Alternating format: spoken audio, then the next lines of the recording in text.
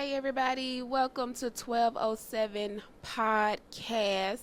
We are here again with our What is Love series, and we are coming from 1 Corinthians chapter 13, and this will be part 2 off of said iniquity.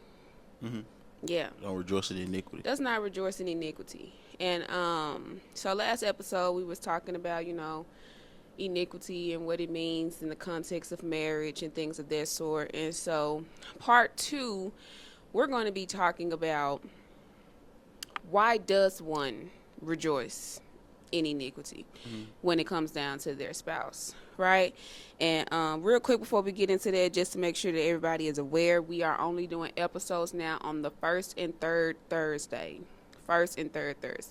Okay, so back. What is possibly a reason why a spouse rejoices in iniquity concerning their spouse? Well, it just could be that you you're fearful of your spouse's growth, Okay.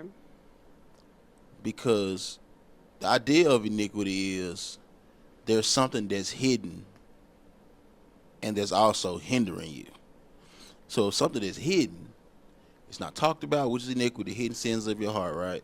So if something is hidden, and then which means it carries a certain level of weight, it carries a certain level of stun your growth, in a sense, use that. And if you're rejoicing in what's if you rejoicing in what's not causing development and growth, you're inevitably rejoicing in iniquity. You're rejoicing in the hidden things of the heart, and only a spouse will really know that. Right. Only a spouse will really know, because that's the thing about marriage is that it's a 24-hour, 24/7 responsibility and job and calling, and you can't take off and take on. You can't take it off when you want to. You can't put it on when you feel like it. It don't work like that.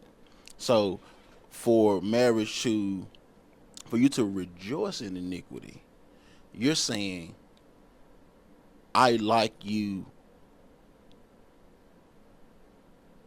not whole. Right. I like you being average. I like you as a child, but I don't want you as an adult.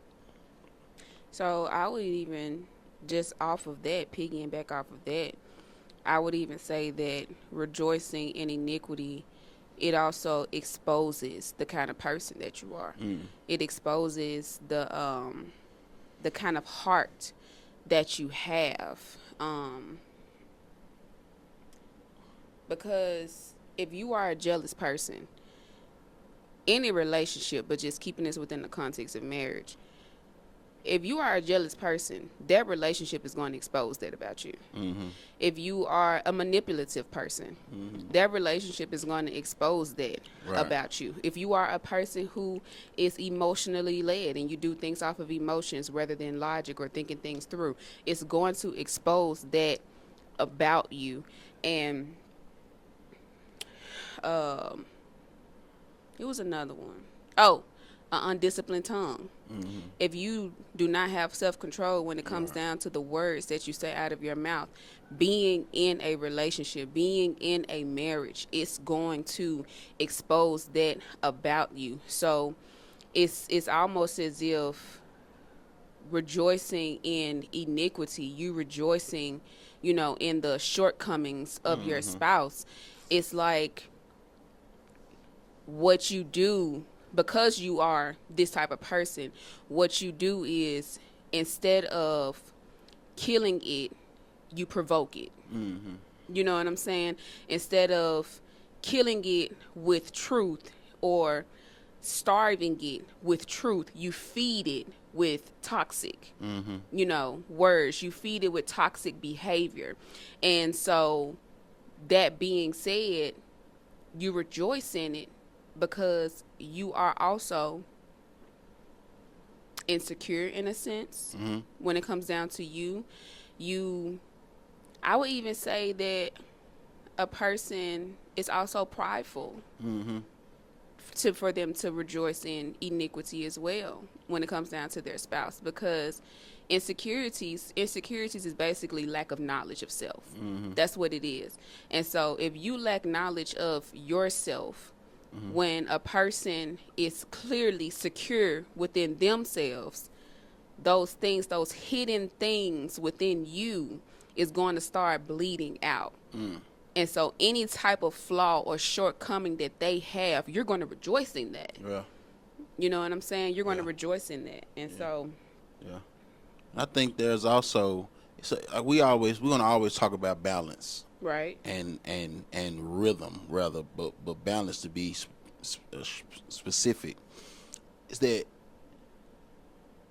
there's a healthy balance. There should be a healthy balance of reward and rebuke Okay. within everything in life.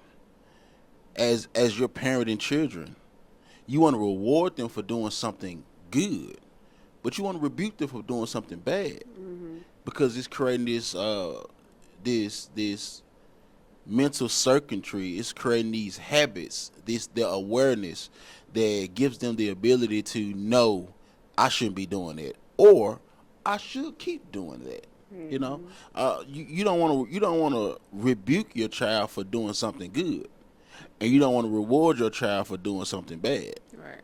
And so it's the same thing with marriage. Is that when you are rejoicing in iniquity, or when you're not rejoicing in iniquity, when you see iniquity, you rebuke it. But when you see habits that are dealing with that iniquity, which are the hidden sins of your heart, the hidden issues of the heart, the hidden traumas of the heart, you can kind of go down that whole rabbit trail. Right. But because sometimes your spouse is not mad at you, they're mad at the last person they was with. Yeah. They mad at how their mom and dad treated them. They mad at a friend that hurt their feelings. It's a deeper rooted yeah, issue. and you're getting the fruit of the root of another situation. But so when you see your spouse getting rid of the habits that produces that iniquity, reward them. Pat them on the back. I see that. Good job. Keep doing it. However, because it's a balance, because y'all are in this thing together, you don't reward them for iniquity, and you don't rebuke them for going away from those patterns. And so I think that's a pivotal point there, is that there is there should be a good balance of reward and rebuke. So what does that look like though in a marriage? Okay, so your spouse got a bad mouth. Plain and simple. When they speak out of emotion without thinking first, rebuke that. Why you say that? That ain't make no sense. You shouldn't have said that. You just done more harm with your words than you done good. You would have done better if you would have thought that thing through and not just operate instinctively off of how you feel. But when you do see that, and you know your spouse, and you know they have a bad mouth, and you know they have a temper, and you know they speak before they think, and they exhibit certain habits or patterns, or they try. He who practices righteousness is righteous. Right. And they're practicing, they're trying. Because, as you play basketball and you shoot a jumper, you can have the best jump in the world and not make every shot. Right. You know what I'm saying? So when you start seeing habits and practices that are going towards them trying to be better, then you reward them. Thank you for holding your tongue. Thank you, because I saw it on your face. Thank you for not saying what you wanted to say, and you didn't think about it first. Thank you. That's a reward, and that's a rebuke, and that's necessary so there can be proper balance. So one person won't be, fat and full, and the other person won't be skinny and starving. Because that's imbalance. If somebody's always doing the compromising, they're going to get wore out. But if somebody never has to compromise because you don't open your mouth, then they're going to think that's their compromise, and their compromise is ultimately getting their way all the time. Right. So I want to go into, because oftentimes I believe that sometimes we don't know that we're operating in the rejoicing of iniquity because we don't know necessarily what that looks like or the practices of that. And so I want to make a clean view of what it looks like to be the spouse who practices rejoicing in. Dang.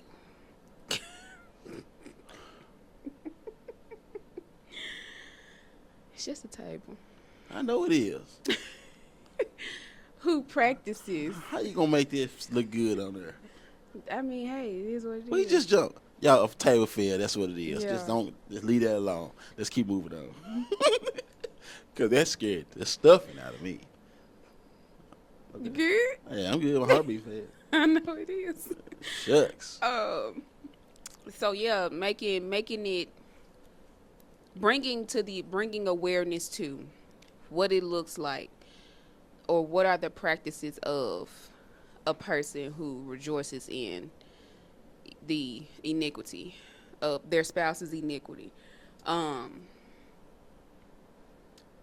would say, for one, a person who does rejoice in iniquity of their spouse, in the iniquity of their spouse, they do not practice humility. And humility is basically knowing that you cannot do it all, right? It's not you. It's not the strength of you that does anything. It's the total dependency on, and again, this is perspective from a godly led marriage, totally dependency on God.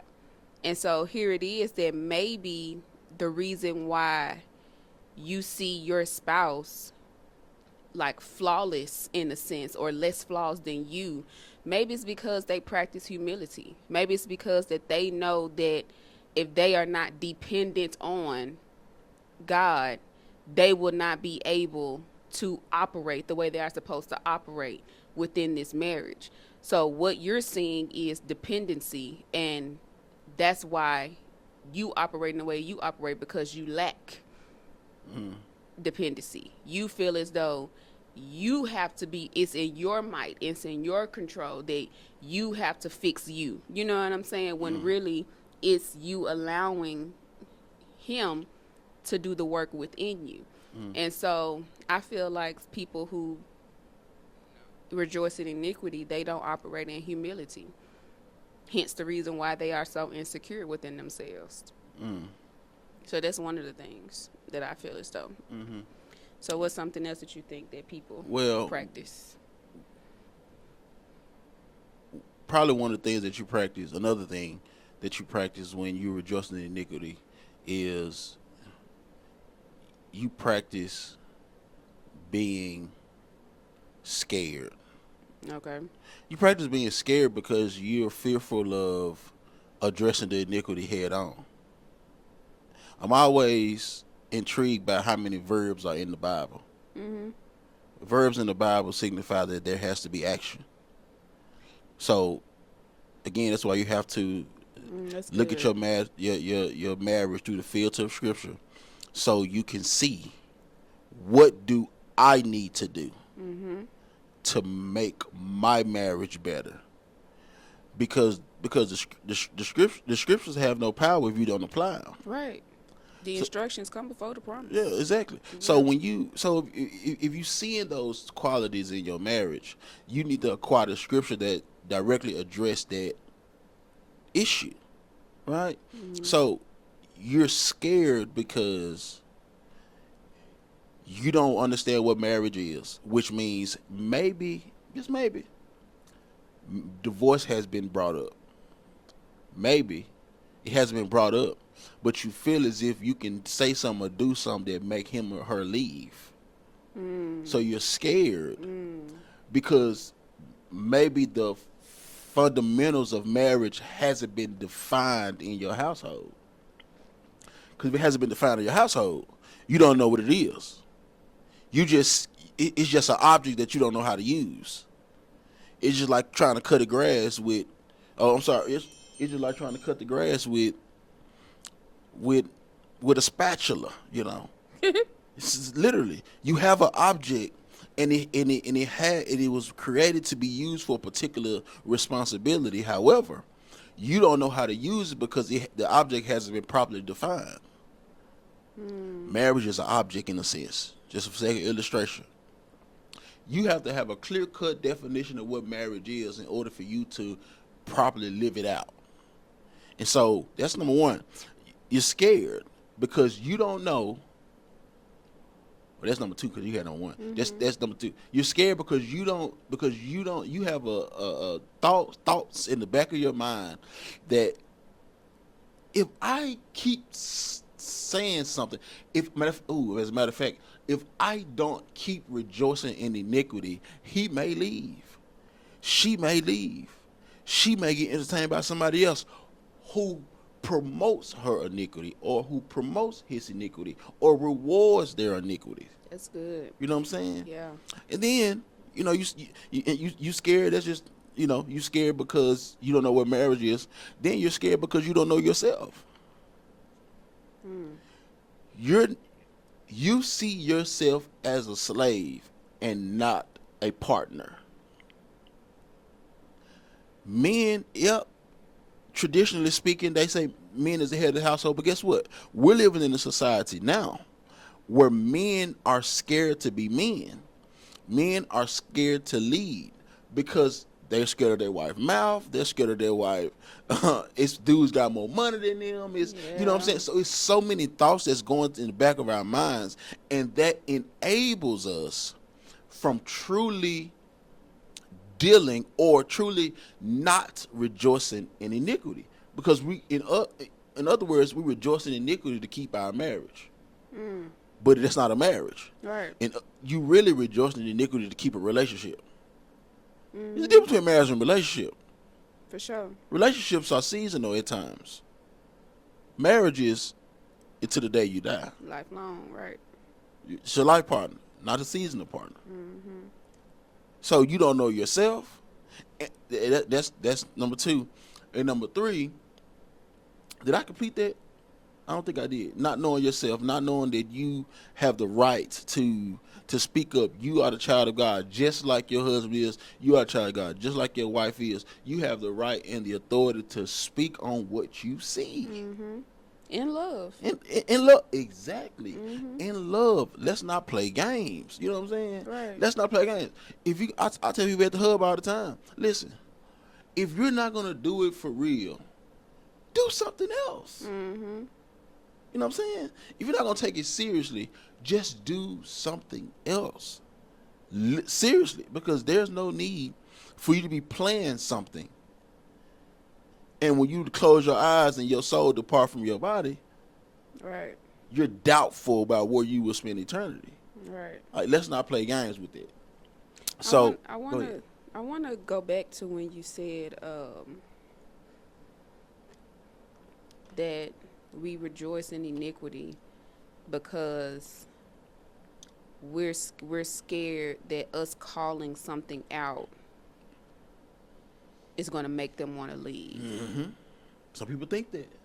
We're scared of calling something out that that we feel is that's going to make them want to leave. And so, because I'm just trying to get an imagery of what that looks like. You know what I'm saying? Which is beautiful for me because you need an imagery because that's not your image. I love that. Oh, God. I love that. Yes. Yeah, it's definitely not mine. Right. Yeah. Because we don't use the D word in our household. Not at all. Not at all. Yeah, I'm trying to see, what that looks like, to give like a tangible example, I guess, of what it looks like when you're rejoicing in iniquity because you're scared that you calling something out is going to make your partner leave you or lose respect for you or whatever the case may be. Because it kind of go back to like what I had said earlier I wrote it down. I said that we feed the iniquity with more toxic behavior instead of starving it with the truth. And we provoke it instead of correcting it with love. You know what I'm saying? And so I feel like that's exactly what that is. So I guess the image that I'm seeing in my mind is that your person is a hothead, right? He or she is going off at the mouth. So instead of you calling it out that, hey, lower your tone, we having a conversation, you know what I'm saying? Like, instead of you calling them out on that, you get loud with them. You know what I'm saying? It's like, I guess I'm trying to paint a picture in my head for me to better digest what you're saying. Ask the question again so I can clear my feet. Trying to paint a picture basically of what it looks like for a person who is rejoicing in iniquity simply because they don't want to be truthful because their spouse, they feel as though their spouse may leave them or not disrespect them or whatever. Okay, because their spouse used divorce as a threat. Yeah. A threat to control them.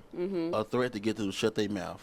A threat to get them to continuously rejoice in their iniquity. So would you say that that's, okay, bam, I'm getting, okay, so basically rejoicing in iniquity is also manipulation. For the most part, yeah. I mean, if yes, well, it's probably because you're being manipulated. Yeah, right. That's what I'm saying. Yeah. Your spouse is manipulating you. It could be to the point where you feel discouraged to say something concerning we digging into their this. iniquity, right? Because you scared that they're gonna leave you. They're gonna they're gonna not respect you no more. They gonna, you know what I'm saying, like you said, threaten you with something. They're gonna use stuff like people use all the time to get a divorce. We don't know each other more. We outgrew each other. Right. When really that's just an excuse that you no longer want to put in the work to get to know the person. That, and I add to that. That's perfect. I will add to that. Also, they say we outgrew each other because they was actually trying to get you to grow. It's on point. In your mind, you conceptualize it to say that y'all outgrew each other. But really you was mad because she outgrew you. And she was trying to get you to come to where she was at. But because it stretched you too much. Because stretching sometimes hurt. It do. Stretching is painful. It stretched you so much that you conceptualize in your mind as if y'all just outgrew each other. But really, you didn't want to grow. You didn't want to put in that work. That's right. You didn't want to put in that work. You didn't want to put in the work. You didn't want to do that work for real. Yeah. Because doing that work is a everyday thing. You got to think about the work. You got to do the work. You got to meditate on the work. You got to read about the work. You got to put the work in so you can conform yourself into the husband or wife, spouse that your spouse needs, that God wants y'all to be, so y'all can live a blessed, fruitful, happy, peaceful life. And I think that right there is the reason why it's hard for certain people to get married and they hop from relationship to relationship, because you rather have someone who would put up with where you are currently. That's right. And do not want to see you progress. That's right. You know what I'm saying? And the minute that they begin to want progress or have progress within you all's relationship for self as well as together, you're now leaving. So you finna go hop somewhere else into a whole nother relationship, and it's gonna be a repeated cycle. Perfectly said. That's why that's why it's people think that having more women make you more of a man. But in all actuality, I remember you saying that, having one woman makes you more of a man. Why is that? Because you can be the same person to 100 different people. Right. But with one person, you're forced to grow. Exactly. You're forced to grow because they're looking at you growing. And they're looking at you stagnant. And they're a wife or a husband or spouse, they have the ability to address what's stopping you, iniquity, from growing. Yep. Because your lack of growth is hindering them. That's right. That's literally it. That's it. That's it. That's Your ultimately lack of growth is hindering them. that's rejoicing in iniquity. That's what it is. You know, it's rejoicing in stagnation.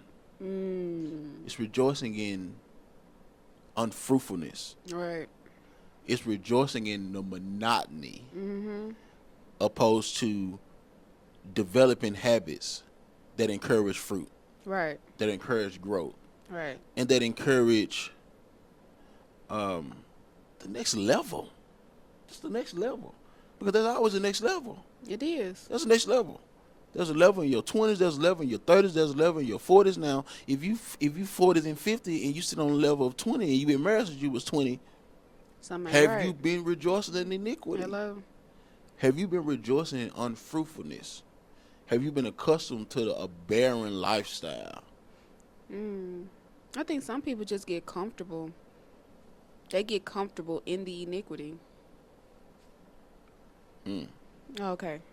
All right, y'all. I think we need to pick this back up. I don't Yeah. know. We shall see. We'll see. All right, I don't y'all. want to make no promises. We'll Like, see. comment, subscribe, please. Share on your Facebook pages, Instagram pages, Snapchats, Twitter, formerly X. I mean, no, X, formerly Twitter. I said that I can backwards. say people. Yeah. Do people say even use I Snapchat and guess. Twitter? I guess. Well, Dang. I work with young people, so they be Snapchatting and stuff. I be tripping. But anyway, please, if this helping you, share it to a married couple. Share it to a couple that aspires to be married. And I hope it blesses their life. Hope it blesses their situation. I hope it blesses their marriage. Right. All right, y'all. Y'all be blessed. 12:07. Podcast. You ain't right.